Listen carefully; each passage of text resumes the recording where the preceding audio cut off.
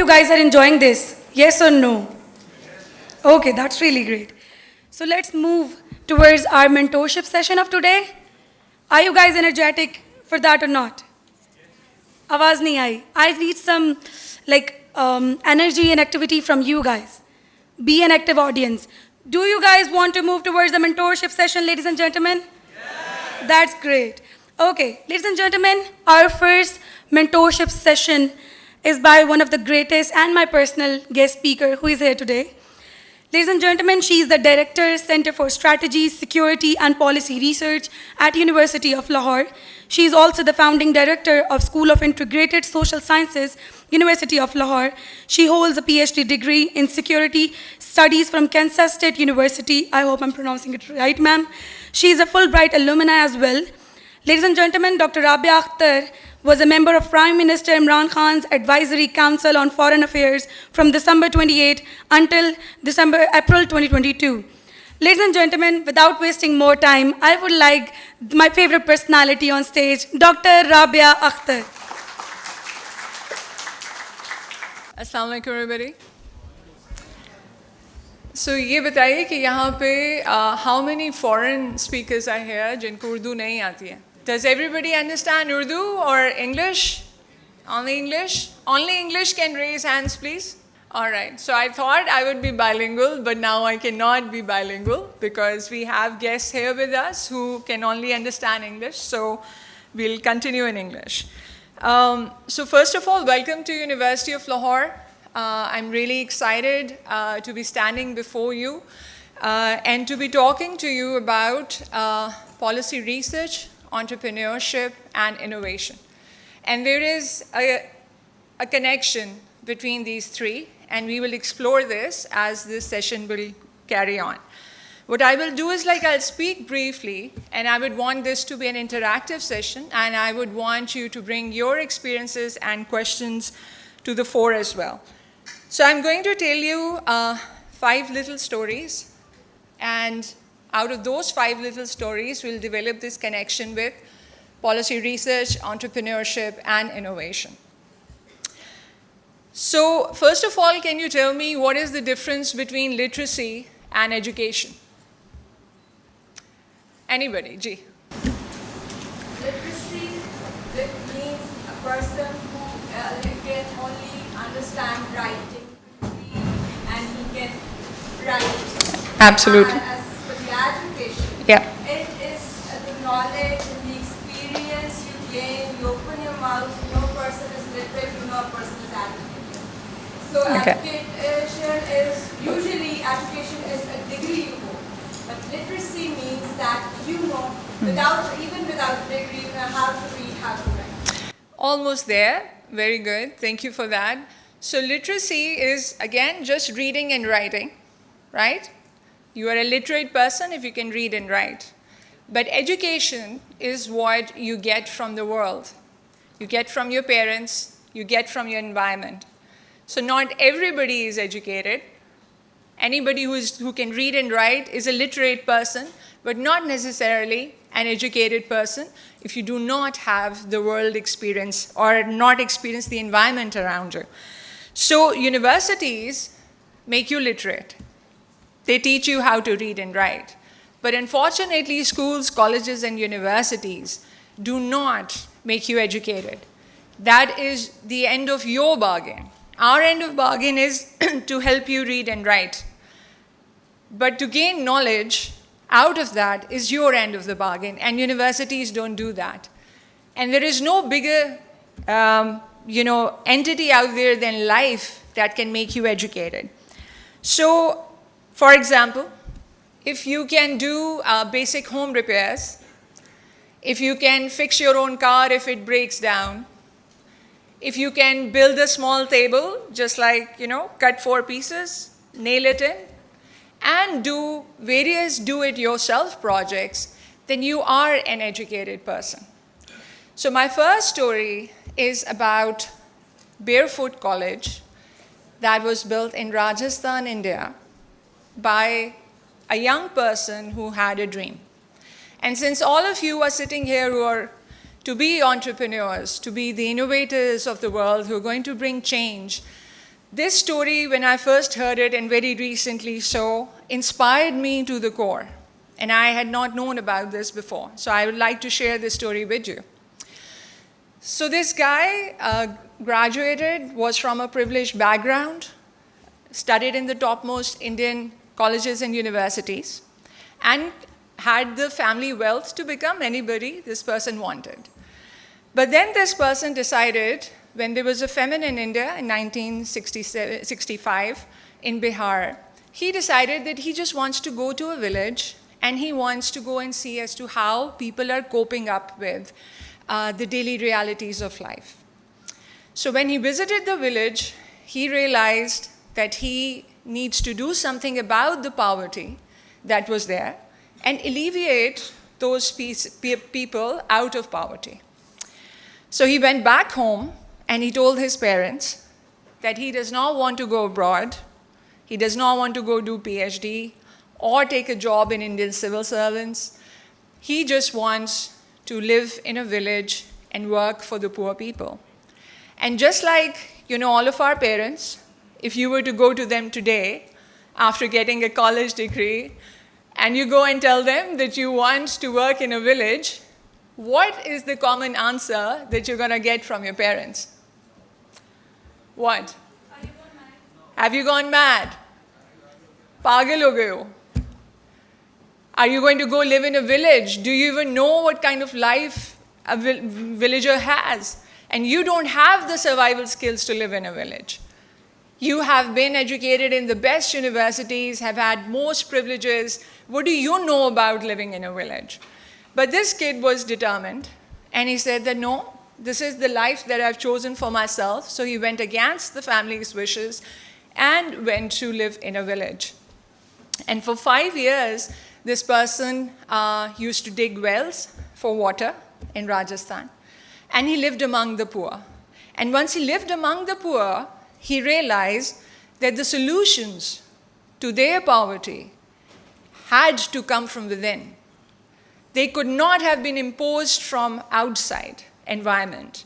All the solutions had to be indigenous to that particular community that this person was working with. So from that, the idea of Barefoot College started. And he decided that he is going to make a Barefoot College in that village. And that Barefoot College did not have any infrastructure. It did not have any building. It did not have any teachers. It did not have any students. And the first criteria that when he met the elders and he discussed this idea with the elders of that community in the village, the elders told him that if you want to do this, please do not bring the educated and the professionals from the cities to make this college. So the first condition for entry into that Barefoot College was that you did not need to have a degree. Something that all of you work for, something that all of us have worked for, to earn a degree, a paper that could then become your signature achievement of a lifetime, that was a non-entry into Barefoot College.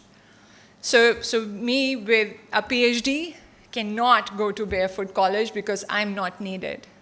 You with a master's or MPhil degree are not needed in the Barefoot College.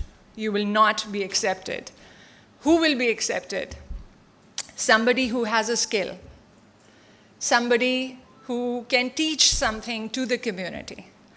So if you are a person who is a carpenter, you're welcome to the Barefoot College. If you know, let's say, first aid, you are welcome to the Barefoot College. If you can fix and repair a bike or a car, if you're a mechanic, if you're a plumber, you are welcome to the Barefoot College.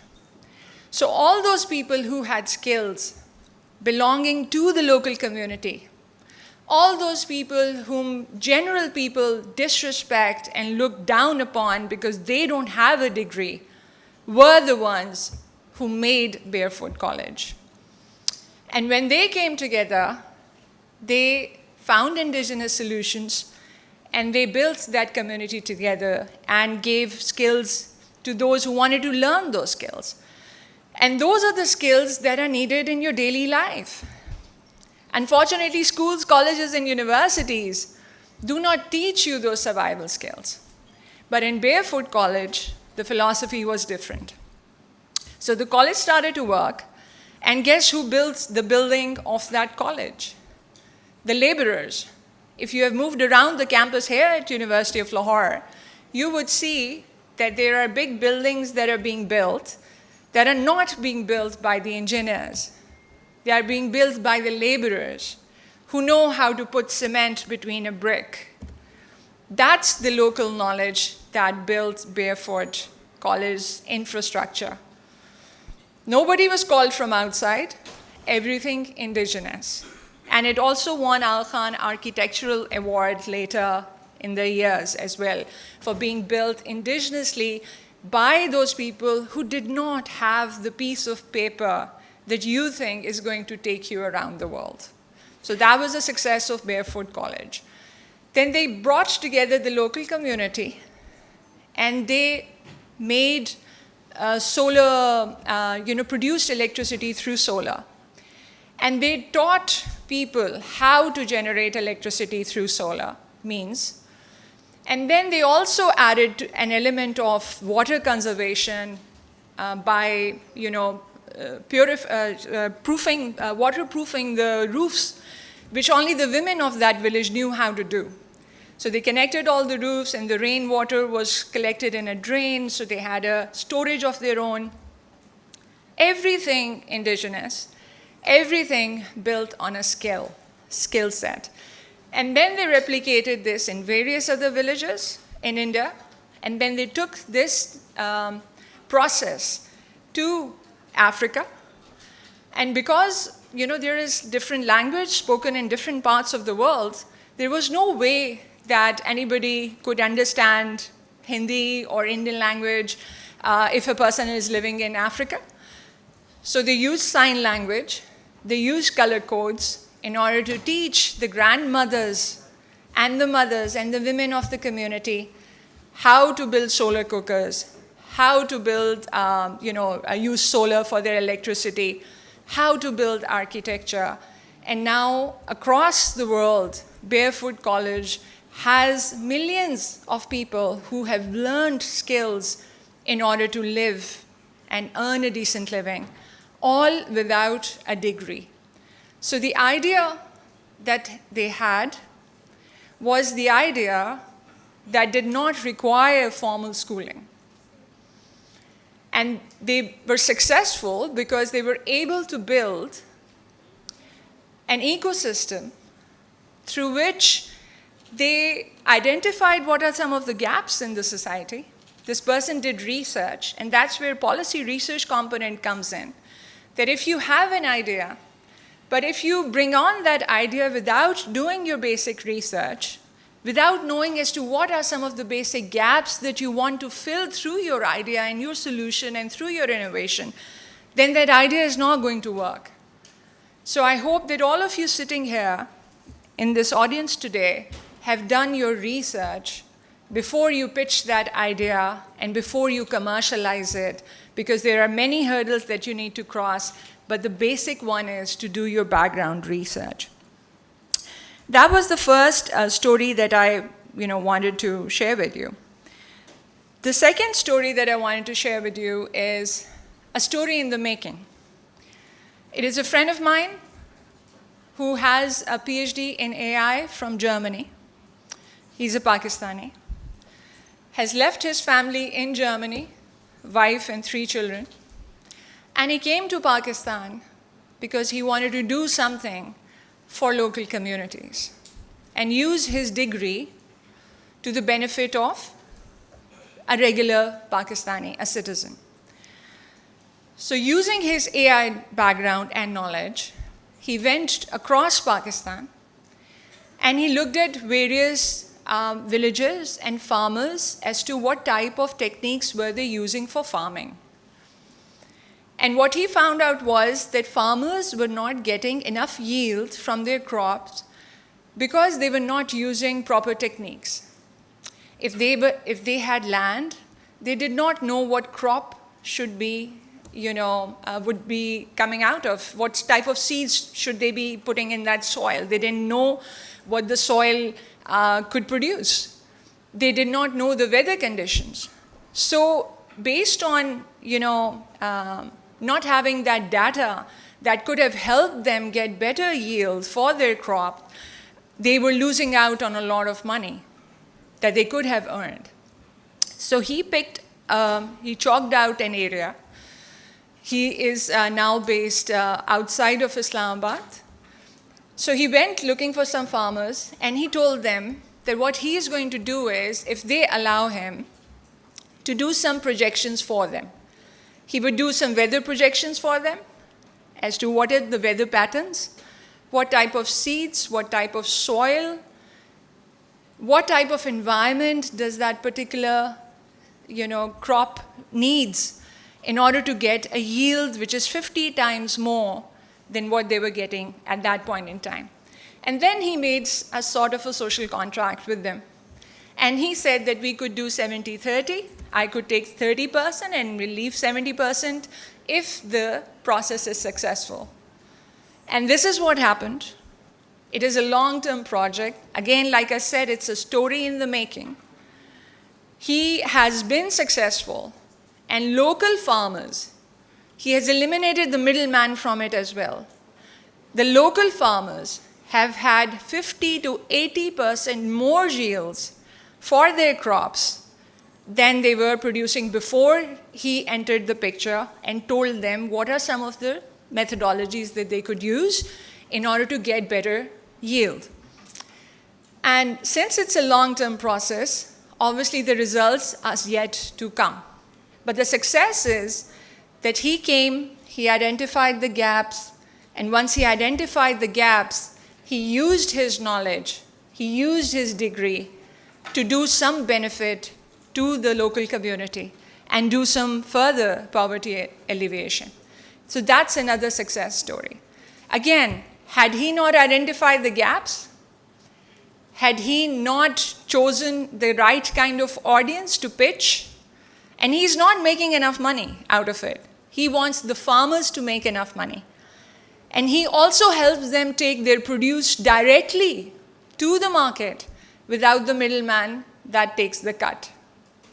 So that's a success story in the making, and I'm truly inspired by him having this idea that he wants to come back to Pakistan and give something back to the community. The third story is about Tesla. How many of you have heard of Tesla? All right, the electric vehicles, right? Had Elon Musk not gone to the policymakers and told them that there was a sustainable solution, that there was this market for electric vehicles that could cut our dependency and costs, had he not done his policy research, had he not known how to pitch to the policymakers, he would not have been successful. So you cannot do anything if you don't know your audience. I will take the questions afterwards. The fourth story is about Airbnb. How many of you know of Airbnb, have heard of Airbnb? All right, again, a very simple concept. The creators of Airbnb went to the policymakers and said, we can add to the tourism. That's the policy that can be fixed. We can take care of unemployment, because what we are projecting and pitching is that if you are a homeowner, you can make money. You can monetize on it, right? And by pitching to the right policy audience and making the right pitch to the policymakers and the regulators, Airbnb was able to set up as a hub. And if you are a homeowner and you want to put your house on the market, open for short-term stay, medium-term stay, long-term stay, all you have to do is like go to Airbnb and say, we want to make money. We are located here. This is what we can, do. And you get to earn. So again, right policy research, right identification of gaps. And the last is about Uber. And how many of you know about Uber? So it's about sharing of economy. It's about getting a product out there which cuts your costs, which comes at your doorstep. So there is very less headache and heartache that you will not endure if you were to use local transport. And then it gave a very, very tough competition to local transporters. But then they went to the policymakers and they said that, this is a public service good. So the idea with all of these stories is that you need to know your policymakers. You need to know your policy audience. Because no matter how good your idea is, if you do not have the right pitch, once you will go to commercialize it, they are going to trap you into a lot of regulation that will not let you see the light of the day or your idea see the light of the day. So I hope you understand the connection between policy, research, your idea, your entrepreneurship, and your innovation. All needs to come from the kind of environment that you live in. To do the SWOT analysis, what are some of the strengths, what are some of the weaknesses, opportunities, threats to your ideas? Who are your competitors in the field? Do you even know them? So just coming up with an idea and then pitching it and wasting time on it would just tell you that this has been done before. And so you'll have to go back to the drawing board again and restart if you don't do research. So research is extremely important, and also knowing the political landscape in your country, the local government, the federal government, the tehsil, district level politics, all of that needs to be known before you venture into something and say, I have a brilliant idea. You can have 1,000 brilliant ideas, but if the system and the structure does not allow you and does red tapeism, brings in bureaucratic politics, then this idea is not going to see the light of the day. So you can continue to dream, but if you don't do research, you will not go anywhere. And I will end this with a quote which is wrongly attributed to Mahatma Gandhi, but I'll say it anyway. And it goes like, first they ignore you, then they laugh at you, then they fight you, and then you win. So I hope all of you are winners here. Thank you. I can take some of the questions. Ji, please. Thank you for a great presentation, ma'am. Just want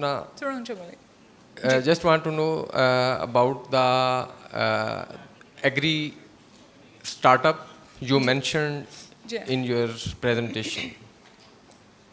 What do you want to know about it? Just the name of that startup and the founder name.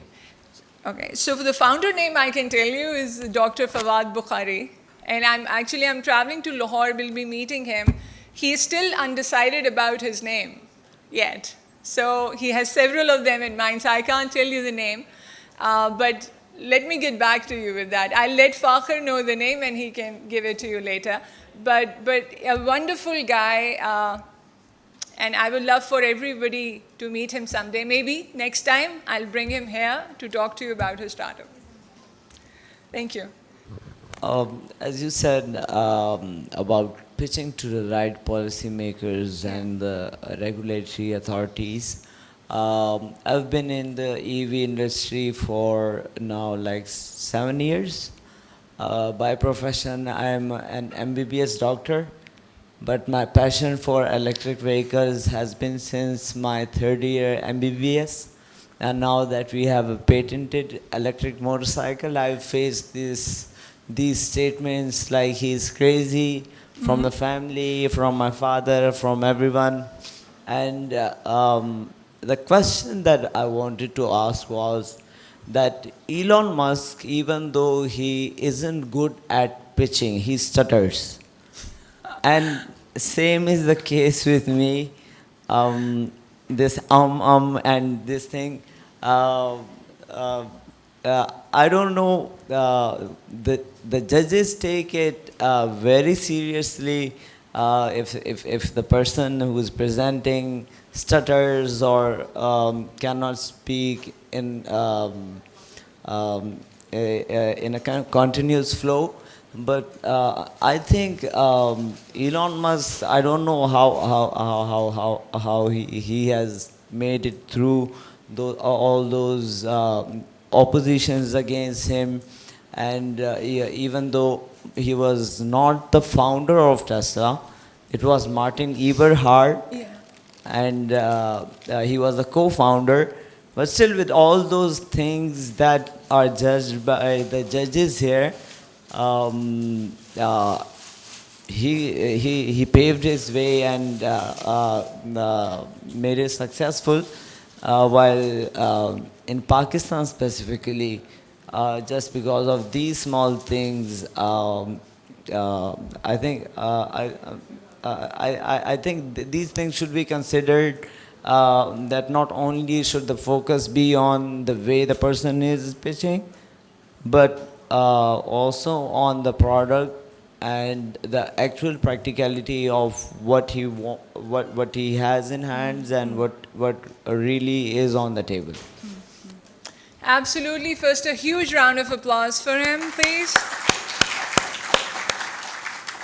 So yeah, so Martin pitched for Elon. So he had a co-founder. Probably that was the solution.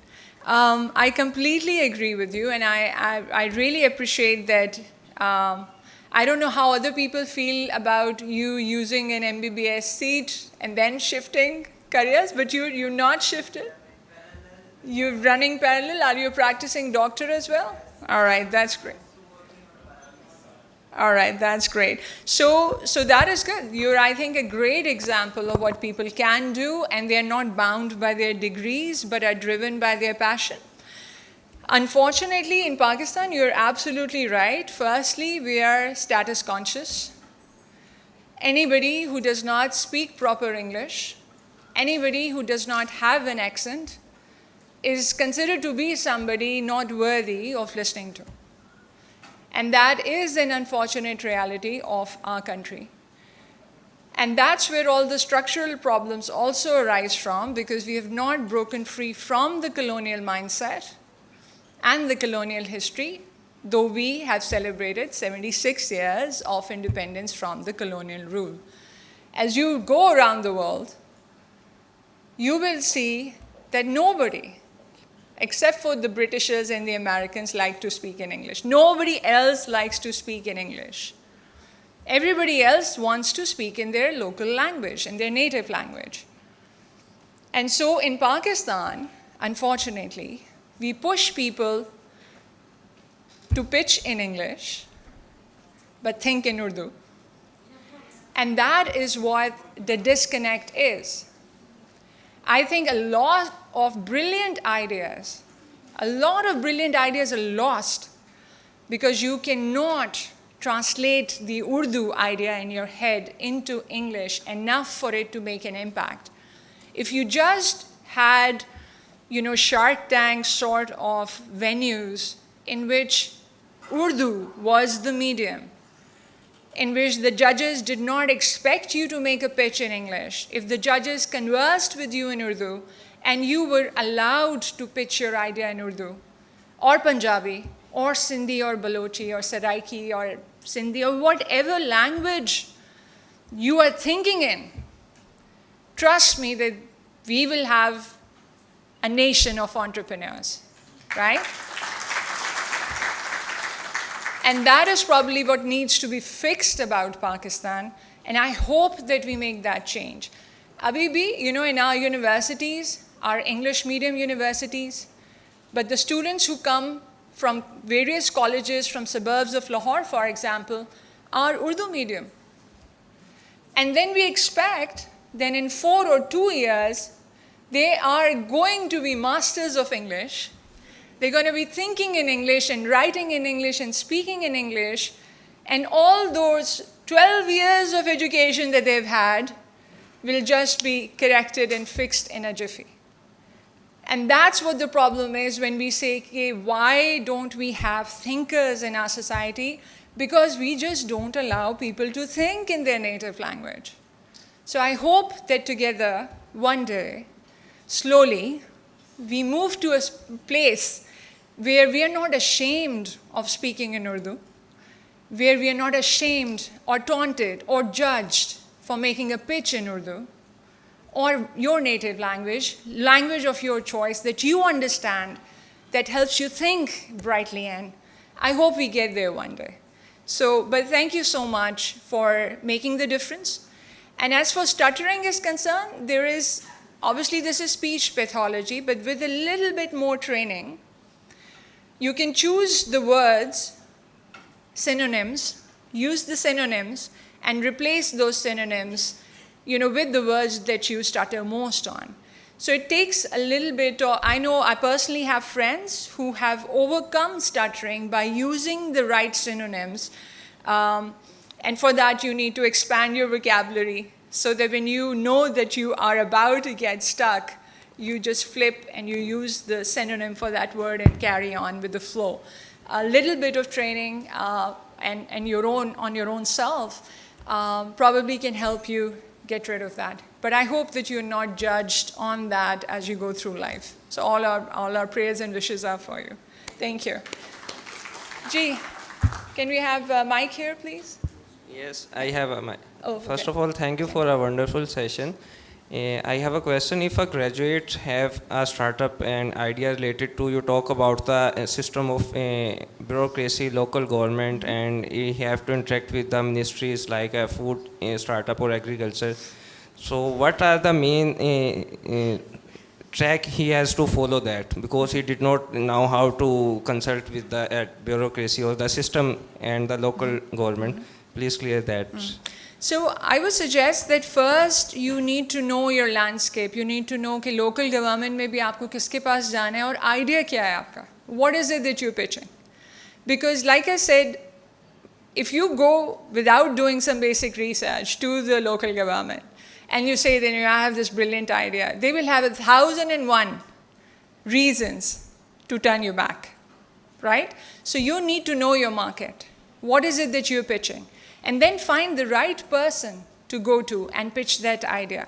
Most of the times, people think that you need to talk to some minister in order to get your work done. Well, unfortunately, we do live in that society. I would accept that you need to have some politicians, some bureaucrats, some military officials who make up the troika in Pakistan in your pocket in order to be a successful entrepreneur. Because unfortunately, again, we live in a society which takes cuts from your hard work. They're going to take credit for your hard work. You accept this reality and then you move ahead. You don't go into this reality with your eyes closed and say, no, this reality does not exist. This reality exists. So you maneuver accordingly, and it completely just depends as to, what are some of the channels that you need to go through, whether you need to work with the local government. If the local government hurdle is done, who are some of the regulators that are going to test your products and give you the no objection certificate to move to the next level? So it varies from idea to idea, product to product. I'm sure you will have keynote speakers here today who have run their successful startups to probably properly answer that question. Because I am from the policy community, and I would think that I have a startup which is called Center for Security Strategy and Policy Research. It's a think tank that I started at University of Lahore, and we are the first university to have its own think tank. And I work with the politicians, with the bureaucrats, and give them policy solutions, do policy consultancy for them, but mostly broadly on national security, international security issues. So I'm sure you will have keynote speakers who can probably give you a roadmap. But like I said, it depends. Different product requires different channeling, right? So please do ask this question again. Thank you. Ji, can we have the mic here, please? And पीछे भी एक mic चाहिए और फिर उधर भी, yes, please. Ji. First of all, Assalamu alaikum, ma'am. Assalamu alaikum. Okay, so my question was that I visited a mill in Akhtar a few days back, and what I saw there was that they were making paper with the waste paper raw material. So they asked the policymakers to allow them to use the used clothes as a source of fuel for their processing unit. But they turned them down, and they asked them to use the tree logs as a fuel source. So you know how worse that is, how bad that is for the environment. Yeah. So what to do about such policies? Like, how do we raise voice against that? And how do we channel what we want to say to the policymakers? I think name and shame them. Yeah, that's the best way to go about it. If somebody boasts that they are for sustainable development, and yet they are not allowing you to move towards sustainable solutions and are telling you to use tree logs, cutting more trees, then I think you need to go to social media and name and shame them to make them change their policies, because that's a total contradiction of what they stand for and how they're achieving it, and what they're projecting to the rest of the world. So policy advocacy is absolutely based on that you need to get out there, have a voice, and talk about them. But then also be careful that it's not a mafia that you are like going ahead, because you need to choose your battles carefully. So, Yahi na ho ki start hone se pehle hi ab. So what if we disappear after that? You can disappear after that. Nobody's stopping you. You know, do that. Name and shame and disappear. Yeah. So That's a good strategy. What if you're never seen again? You know what I mean. So that's what I'm saying. That's what I'm saying. Probably there are anonymous ways of naming and shaming. Okay. Are there? Okay, I get it. Yeah, there are anonymous ways of naming and shaming. So like I said, choose your battles carefully and fight them wisely. Okay. All right? Okay, I get it. Thank you. Thank you. Ji. Assalamu alaikum everyone. So ma'am, my question is if I state a fact, Pakistan is very lacking in supporting the entrepreneurs in when considering the policy making, and being the official services you put in the policy making, what do you think where Pakistan is lacking in supporting the entrepreneurship in the perspective of policy making?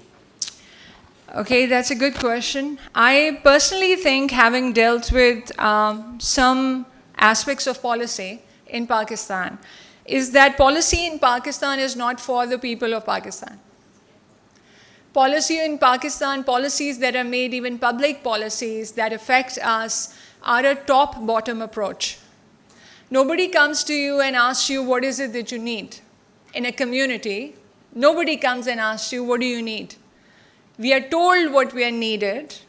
A lot of pockets get filled with a lot of money, and policies are made, and we just as citizens of Pakistan adopt those policies and have not much say in it. That is why the culture of entrepreneurship is not flourishing as it should be, because it is not a society that wants your ideas.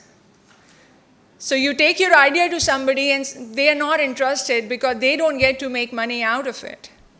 But if they steal your idea, which they will, please be prepared for it. When you take your ideas out, they will be stolen by people of influence and power and money.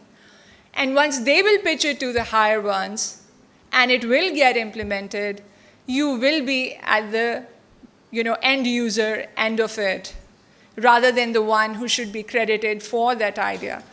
So the cycle in Pakistan is unfortunately like that we are the consumers of policies that are made for us at the top level, and we are not a stakeholder in it. Nobody comes to us and asks us, what are your problems? And tell us what your problems are, because policymakers think they know it all. Without consulting the citizens of Pakistan, they think they know what the issues Pakistani people face, so they make policies at the top. So that's the problem with our culture, and that's a reality. I hope that answers your question. There are no easy answers here. They're yeah. all difficult answers. Yes, ma'am. But another question is mine is this: there is a huge gap, platform gap between the government and the entrepreneur. If I have an idea and I have to approach toward the government and any official of the government, but I have to go through the different phases, and that phases which lead us to the corruption and demotivating factors and all kind of this. Recently, in somewhere in internal Sindh, a man built a mini dam himself. So this was a, if the simple and man can build a mini dam by himself, but there was a no involvement of government support and other things. So how you see that in that So questioning? that's what I'm saying, that most of the people that you see would be successful are entrepreneurs who actually have not sought help from the government and have built on the resilience of the community. I'll give you an example. You can say it's a very crude example, but there was this chalk in an intersection in Lahore, and the traffic signal of that intersection did not work for months. The red light, the traffic light, was broken. And so the beggars had problem. Why? Because nobody was stopping at that intersection. There was no traffic light. So the beggars went to the city council and said, hello, we are not making any money off this intersection, so can you please fix the light, the traffic light, so that people stop and we beg and we make money and we give you 10% of our earnings at the end of the day. The city council did not pay any heed. They were busy with something else.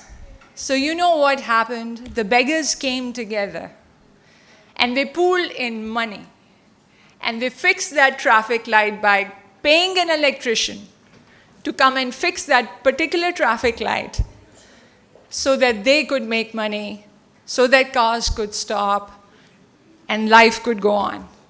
And that's innovation, right? So a huge round of applause for those beggars.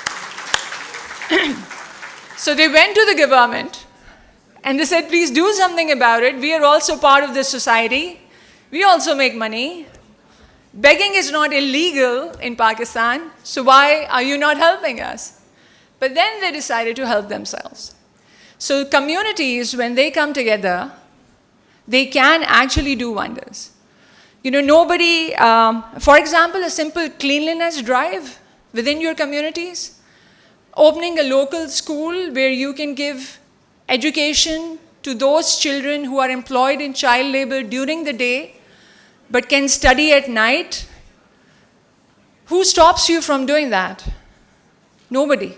You don't need a government's intervention.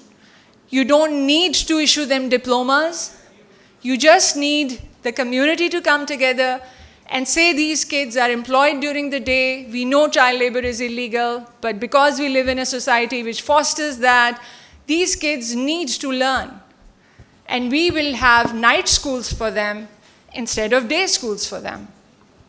And you don't need government's involvement for this. All you need is some people coming together and saying, let's devote 3 hours of our day in the evening for these kids. And the kids are going to get an education. At least they'll be literate, right? So I understand that there are very many structural problems. But then there are ways to go around those structural problems, building community resilience, collaboration, coming together. And if there are roadblocks, and if there is enough voice against it, if there is enough mass against that, if there are enough people out on the road saying that, you know, we have given you a vote for clean drinking water in our society, and 3 years later you have not done anything, then the power of your vote can throw that person out. You have the choice not to elect that person next time. But how many of us do that, right? So I think it's a two-way process. It's not a one-way process. Ji, one more question, please. Assalamu alaikum. Ji. So this question is kind of relevant to the last question. Maybe it answers that. The participant pointed out the disconnect between entrepreneurship and maybe government. So my question to you is, so one thing is for sure, entrepreneurs are the youth. Like like 90% of the entrepreneurs are under 30. But somehow we don't see the representation of youth in policy making. So most of the policymakers are parliamentarians or people that are aged.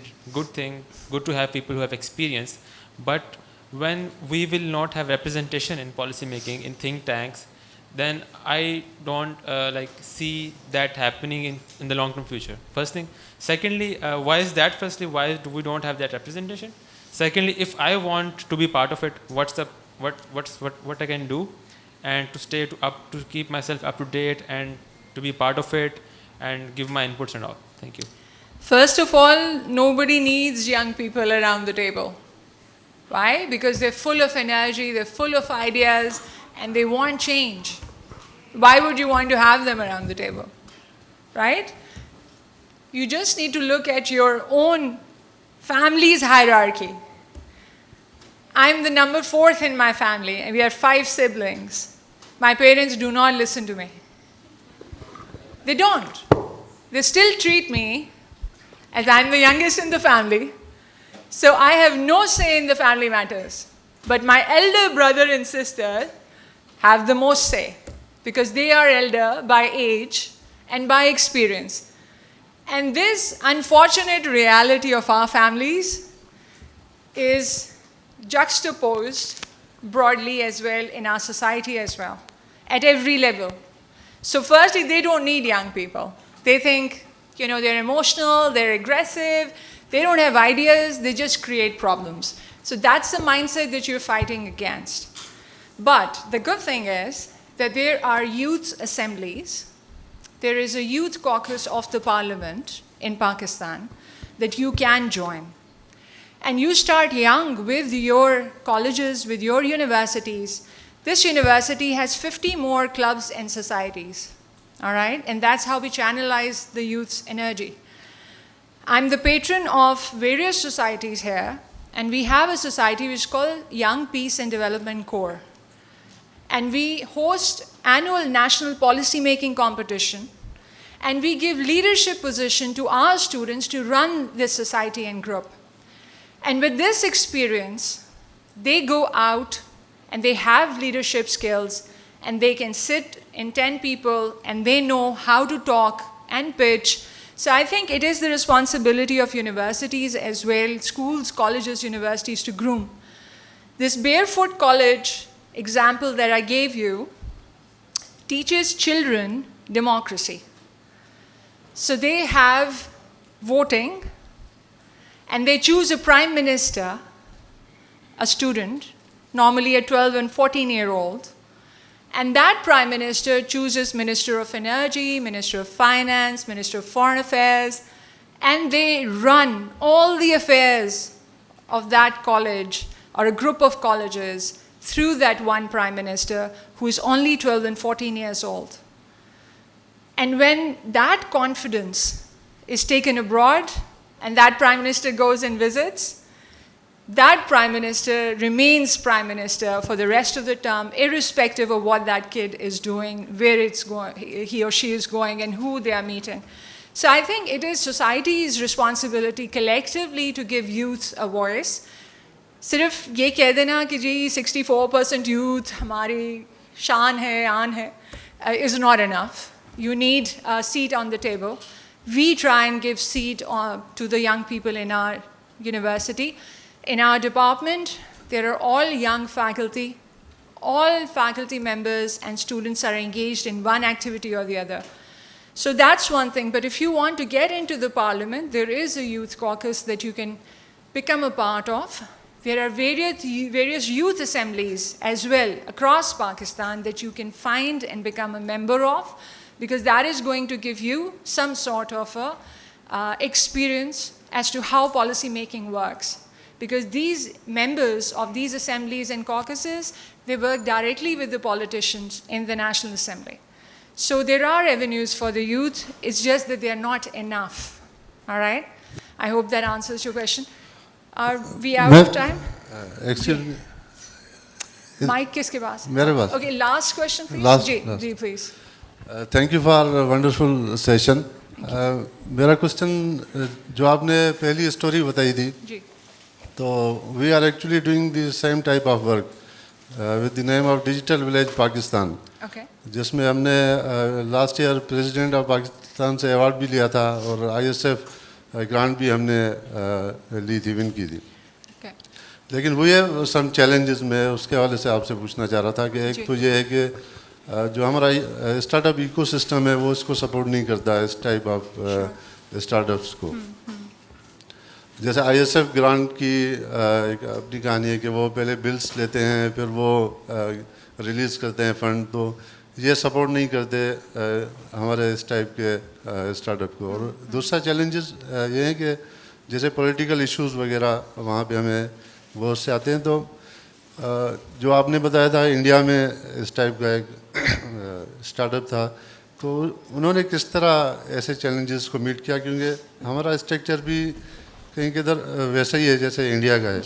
Yeah. तो मेरा यही question. Yeah, thank you so much first of all for doing such good work.